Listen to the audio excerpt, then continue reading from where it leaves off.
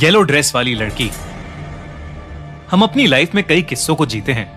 कुछ किस्से यादें बनती हैं तो कुछ हमारी लाइफ की इंपॉर्टेंट सीखें। पर रुशिल की जिंदगी का एक किस्सा जिंदगी भर उसके साथ रहा। 2 साल पहले रुशिल की फैमिली ने अपना घर रेनोवेट करवाने का सोचा। घर के काम को पूरा होने में करीबन 6 महीने का समय लगना था। क्योंकि उन्हें काम को जल्दी से जल्दी शुरू करना था, इसलिए उन्हें अपने घर के नजदीक जो पहला घर मिला उन्होंने वही घर रेंट पर ले लिया। पर रुशिल को वो रेंट वाला घर बिल्कुल पसंद नहीं था। वो उसके पुराने घर से बहुत छोटा था। बहुत कोशिश करने के बाद भी रुशिल का मन वहां नहीं लग रहा था। पर उस घर की एक चीज अच्छी थी, उस घर की बालकनी। रुशिल हर शाम हाथ में अपना कॉफी का ग्लास थामे अपनी बालकनी में खड़ा रहकर सॉन्ग सुनता था। उस दिन भी वैसी ही एक शाम थी। रुशिल अपना कॉफी का मग हाथ में लिए खड़ा था कि तभी उसकी नजर सामने के घर की बालकनी पर गई और वहां नजर पड़ते ही उसकी कॉफी का मग उसके हाथ से छूट गया। बालकनी में एक लड़की पीले रंग का ड्रेस पहने खड़ी थी और उसके पेट में एक बड़ा सा चाकू घुसा हुआ था।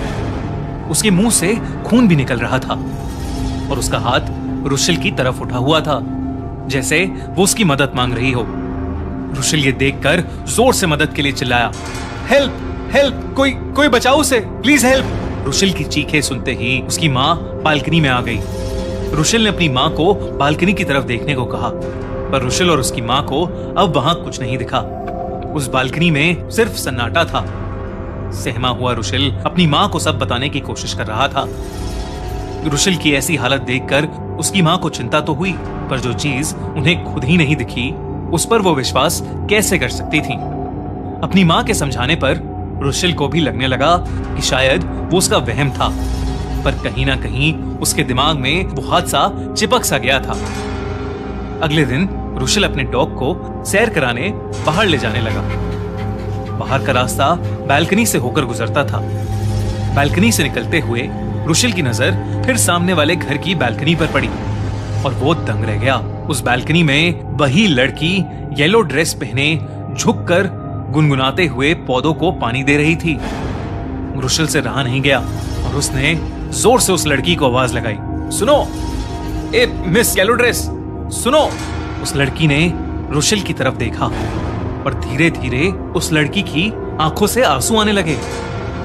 वो जैसे ही सीधी खड़ी हुई तो उस लड़की के पेट में पहले जैसा ही वो चाकू घुसा हुआ था और वो फिर से रुशिल को देखकर अपना हाथ मदद के लिए उठा रही थी।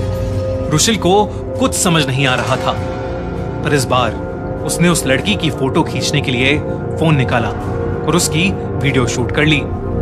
रुशिल ने फिर से मदद के लिए आवाज लगाई। रुशिल की मॉम एक बार फिर उसकी आवाज सुनकर बाहर आई, पर रुशिल की आंखों के सामने वो लड़की हवा में गायब हो गई। रुशिल की माँ को अब लगने लगा था कि रुशिल जानबूझकर ये सब कर रहा है और वो उस पर गुस्सा करने लगी। पर इस बार रुशिल के पास प्रूफ था। उसने फटाफट से अपनी मम्मी के सामने वो वीडियो प्ले कर दी। लेकिन जिसका रुशिल को डर था वही हुआ। उस वीडियो में कोई भी लड़की नहीं थी, बस वही सुनसान बालकनी थी। रुशिल की माँ ने उसकी बात पर विश्वास करने से इनकार कर दिया और उसे बहुत डांटा। रुशिल को लगने लगा था कि उसका दिमाग खराब हो रहा है। उसने उस दिन के बाद से अपनी बालकनी में जाना ही छोड़ दिया, पर उसे अंदाजा भी नहीं था कि आगे उसका इंतजार कैसा मंजर कर रहा था। रुशिल अपनी अर्ली मॉर्निंग जॉग से घर आ रहा था। घर की बेल बजाकर वो गेट खुलने का वेट कर रहा था। तभी सामने वाले घर का दरवाजा धीरे से खुला और दरवाजे की दूसरी तरफ वही येलो ड्रेस वाली लड़की खड़ी हुई थी। रुशिल उसे देखकर थोड़ा सहम गया, पर वो लड़की बिना कुछ बोले अपने घर में घुस गई। रुशिल उस लड़की को आवाज लगाता हुआ उस घर में घुस गया। घर में घुसते ही रुशिल को एक अजीब सी स्मेल आने लगी। अब वो लड़की भी रुशिल को उस घर में दिखाई नहीं दे रही थी। तभी रुशिल को कांच टूटने की एक आवाज आई। वो आवाज उस घर के बेडरूम से आ रही थी। रुशिल उस आवाज की तरफ गया तो उसने देखा कि वही येलो ड्रेस वाली लड़की रो रही है और एक लड़का उस पर जोर जोर से चिल्ला रहा है और जमीन पर एक ग्लास टूटा पड़ा हुआ है। रुशल कमरे के कोने में खड़ा सब कुछ देख रहा था। रुशल के देखते देखते उन दोनों के बीच हो रही बहस बढ़ती जा रही थी। रुशल को लगने लगा कि बात बढ़ने से पहले उसे लड़ाई को रोक देना चाहिए।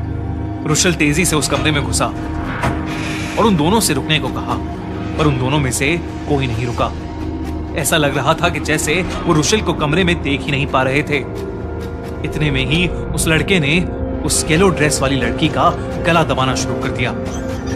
रुशल ये देखते ही उस लड़की को छुड़ाने लगा, लेकिन जैसे ही रुशल ने अपना हाथ उस लड़के को रोकने के लिए बढ़ाया, उसका हाथ उस लड़के के आर पार हो गया। जो रुशल अपनी आंखों से देख रहा था वो असलियत में नहीं हो रहा था। सब देखकर रुशल की जान सूख चुकी थी। रुशल के पैर थोड़े पीछे हट गए। वो सुन सा पड़ने लगा था। वो लड़की अपने आप को छुड़ाकर जैसे तैसे उस कमरे से बाहर भागी और फोन उठाकर बालकनी के पास भागने लगी। तभी वो लड़का पीछे से आया और उसने उस लड़की के पेट में एक बड़ा सा चाकू घुसा दिया और वो लड़की वहीं पर गिर गई। वो लड़का उस घर से भाग गया और वो येलो ड्रेस वाली लड़की वहीं फर्श पर पड़ी पड़ी अपनी आखिरी सांसें लेने लगी। रुशल उस लड़की के पास गया तो उस लड़की ने रुशल को देखा और अपने पेट में घुसे चाकू की तरफ इशारा किया।